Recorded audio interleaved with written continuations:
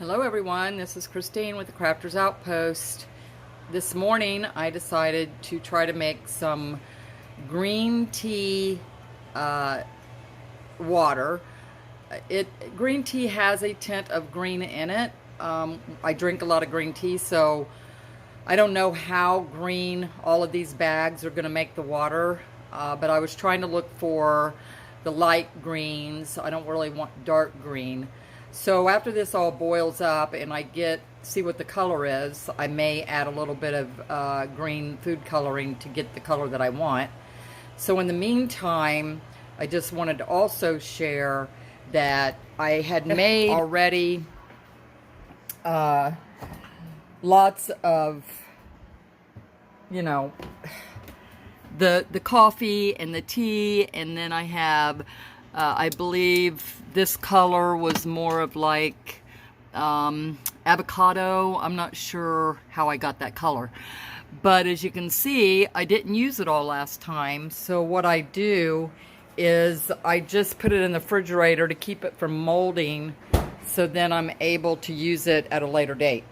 I haven't made any paper in a few months because I really made a lot at one time, and I'm just not going to do that anymore. It's too much work, and I go through a lot of different techniques and processes to get the kind of papers that I enjoy and love, and a lot of you do too. So I'd go the extra mile and try to make them unique. And so here is some of the process of things that I do.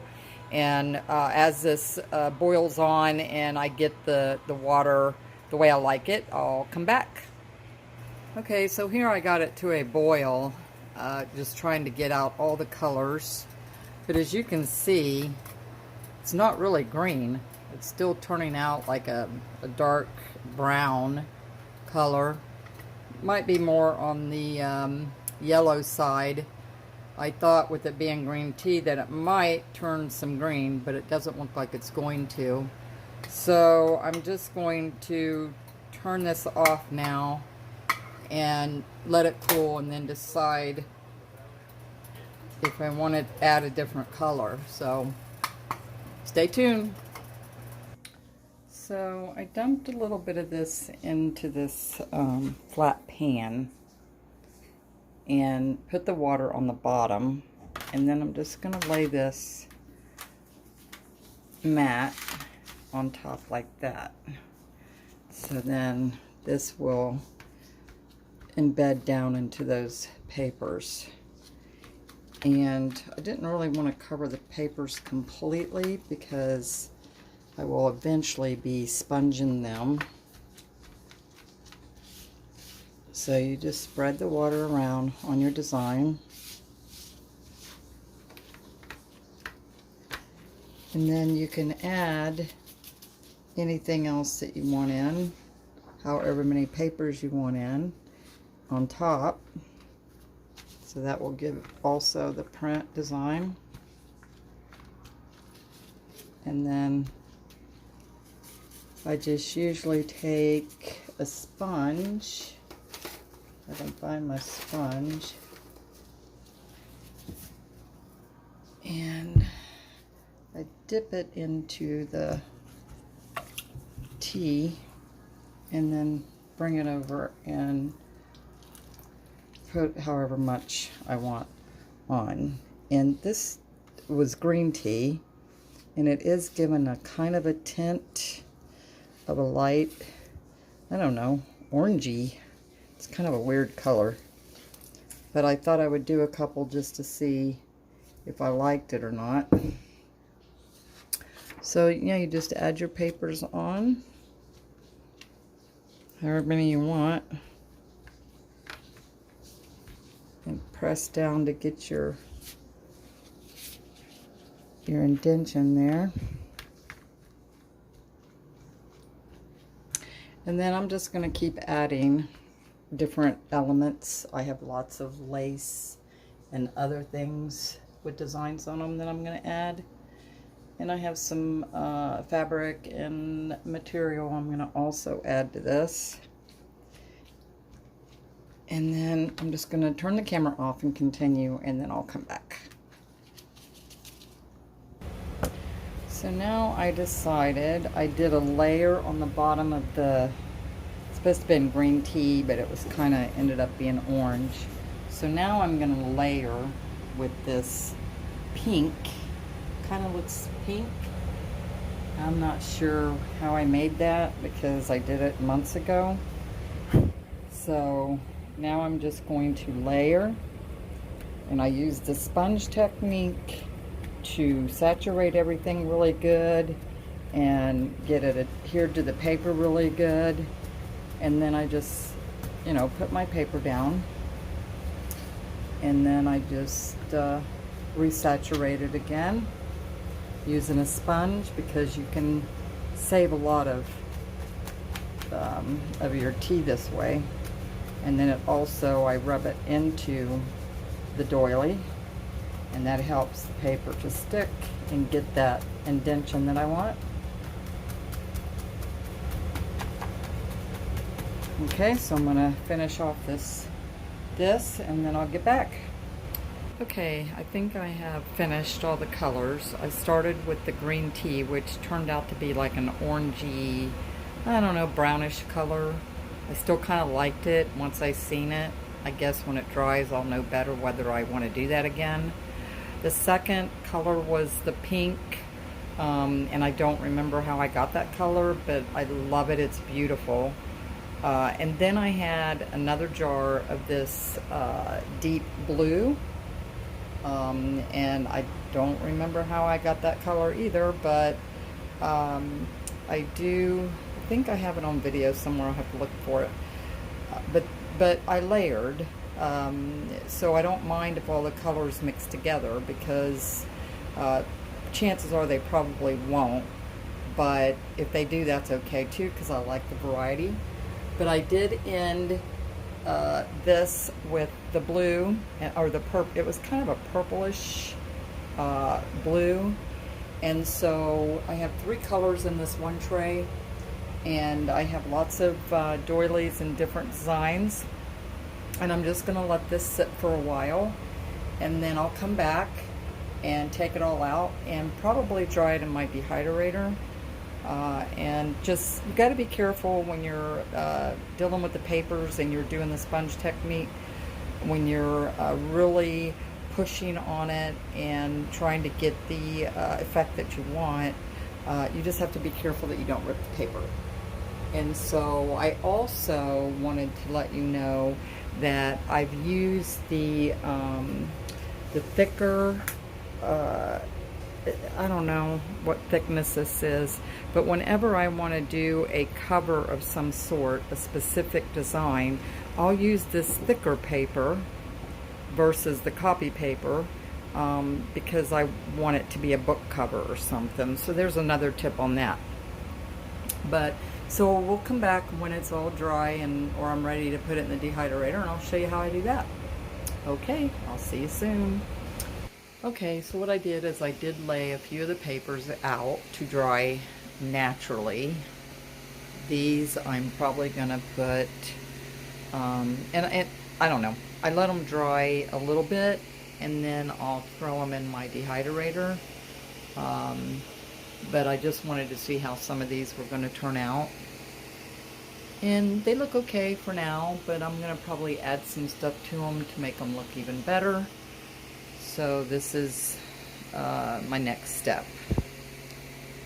Okay, so now that I'm done with the purple blue paper, I'm down to my other layer now, which is some of the pinks and beige, I believe. The brown green tea, I think, got mixed in a little bit. So anyway, I've brought it over to the dehydrator, and it's very light colored. It's not real dark, which I'm okay with. And then I just put it in my dehydrator, and I lay it on top of the rack that's kind of a triangle type thing. And then I just pat it down to where the lines are, you know, against the paper. So then I'm going to put it in here. I have one paper per tray. And then this one has a screen on it, so I was experimenting with the screen to see if it would give me any texture. And I'm going to put it in here for about 10 minutes, and then I'll come back and check it. Okay, so now I am down to the last few papers, and I just took the ones that was next to this one off. And I don't know how good you can see in this light, but I absolutely love them. They turned out amazing, and I do like the multicolors from where some of the teas mixed. And so I have a little splash of blue and some brown and some pinks, and you know, the colors just turned out really good. And so I've done this before, and I really liked having the multicolors, just a dab of this and a dab of that. And if you keep your papers flat inside the container, they will only mix just a little bit. But as you can see, this was the impression of these. And these are going to be absolutely beautiful when they are dry. I've decided to let some of them dry flat, you know, naturally. I turn the fan on them and let them dry. It's a whole different effect than my dehydrator. I have some in the dehydrator right now, and sometimes I like that look as well because it gives the triangle impressions on it. And then here is going to be this one when it comes out of the pan, but you can already see it's this design right here, and it's going to be beautiful with all the multicolors in it. And then I always can add deeper color later. I have the techniques that I use to do that if I want to change a paper and I think it's too light. So when these are all dry, I'll come back and show them to you. But I'm really pleased. Okay, so here's some of the ones that I'm doing in my dehydrator, and as you can see, you get a whole different kind of texture, and it's very crinkly, it's very wrinkly, and I like that. And so those colors turned out really nice. And this was one of the doilies that I used to give that texture. Let me see. And with the dehydrator, you can also keep them in there to where they'll lightly color the corners. Don't want to burn them, but that's another technique that I use to get my edges more colored a little bit. And let me see, another one.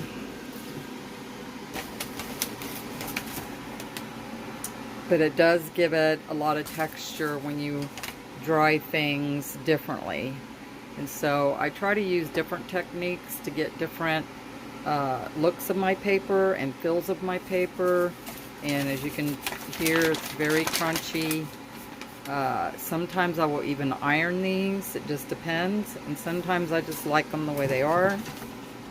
But all the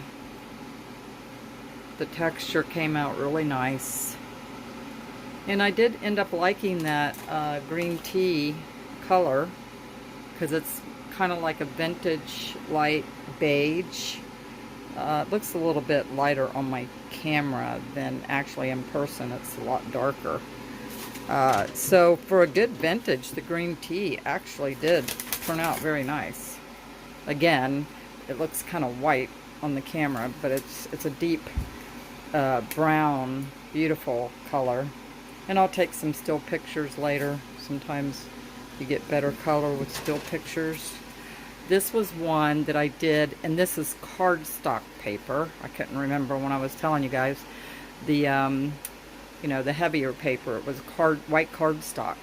And so I love this particular doily that I have, or scarf, table scarf, and it always gives me great texture.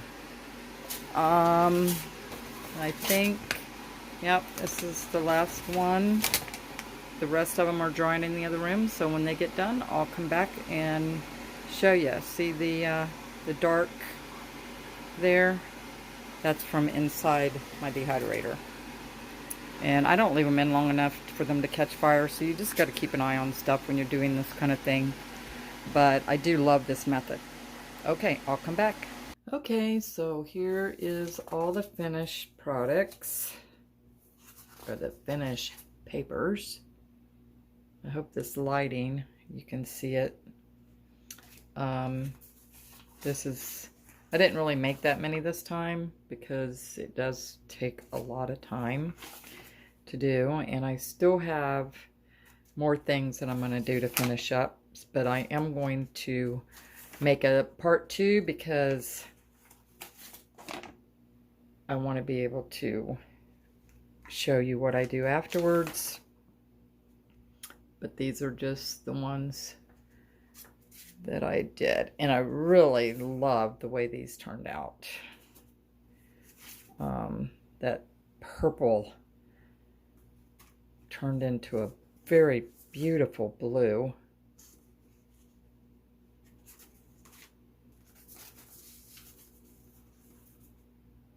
It kind of did 2 colors, and I don't know how it did that because the liquid itself was kind of a deep dark purple, and then in some spots it was blue, and then it turned kind of a purpley color. So pretty cool. They all turned out different, even just with one jar of the color. And that turned out kind of neat. That, I think that was probably part of that was laying on some of the beige, the brown doily that I had, and I think that was more towards the bottom where I had the green tea. Ooh, that's cool.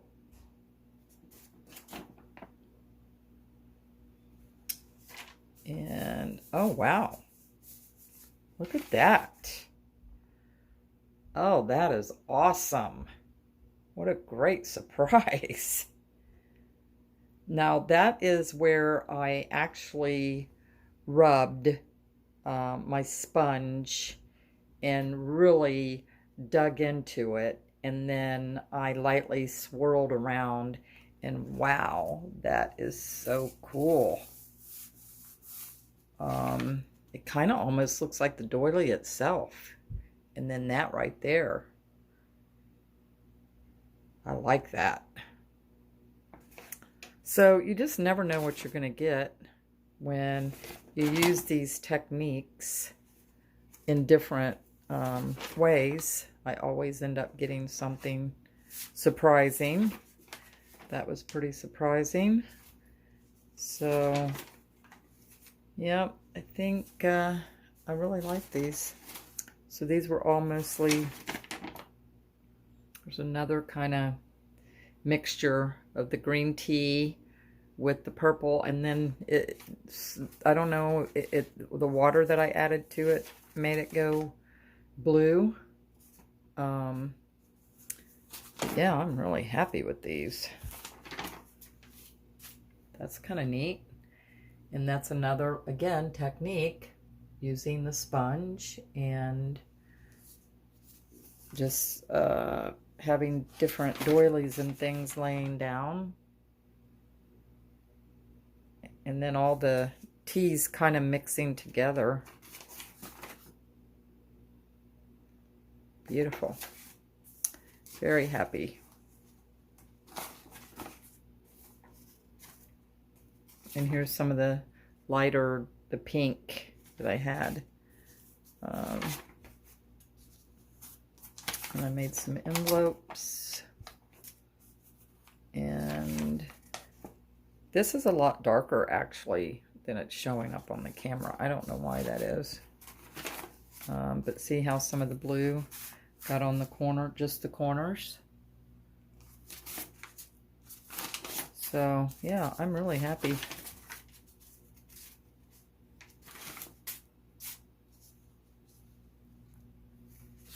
Kind of looks lacy, elegant. Very nice.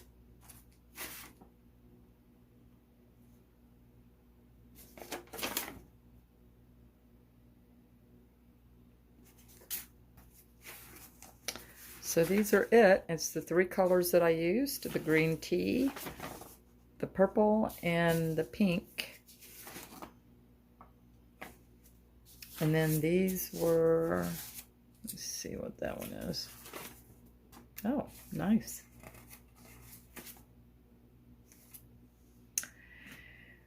And then these are the ones that had the little bubble rubber mat. So, and you know, they're crunchy, but again, they're not as crunchy as they come out in the dehydrator. A little more crunchier than drying them regularly. Very nice, very nice. I do like the dehydrator drying method better because it gives more of a crunchy feel. And so, yeah, this one's neat.